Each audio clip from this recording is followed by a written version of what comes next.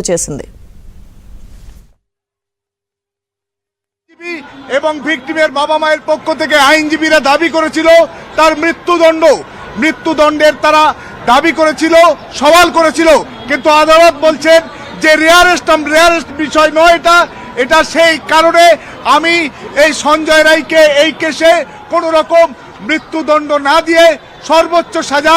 তাকে আমৃত্যু কারাবাস এবং তার সঙ্গে ফাইন, যে তিনটে ধারায় তাকে দোষী সাব্যস্ত করা হয়েছিল বিএনএস অ্যাক্ট, সেই বিএনএস অ্যাক্টের 64, 66 এবং 103-এর 1, এই তিনটে ধারায় তাকে 64 এবং 103-এর 1-এ তাকে যাবজ্জীবন সাজার ঘোষণা করা হয়েছে। এবং যে 66 বিএনএস অ্যাক্টে সেখানে যে ধর্ষণ এবং ধর্ষণের সময়ের ফলে যে অত্যাচার যাতে মৃত্যু হতে পারত সেই কারণে তার আমৃত্যু কারাবাস দিয়েছেন। এবং সবাই, নাগরিক সমাজ, জুনিয়র ডাক্তার,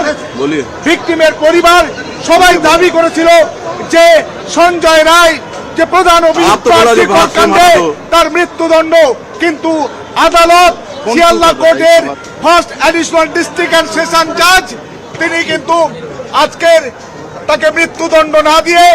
আমৃত্যু কারাবাস এবং একই সঙ্গে তার বিভিন্ন ফাইন করেছে 3টি সেকশনে। এবং এও নির্দেশ দিয়েছে যে ভিকটিমের পরিবার 10 লক্ষ এবং 7 লক্ষ মোট 17 লক্ষ টাকা ক্ষতিপূরণ দেবে রাষ্ট্র। স্টেট ভিকটিমের পরিবারকে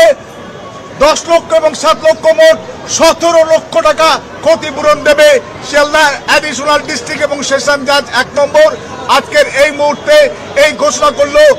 আরজিকর যে ঘটনা, তার পরিপ্রেক্ষিতে সঞ্জয় একটু ছোট করে হিন্দিতে বলে দিন, ছোট করে হিন্দিতে আজকে আজ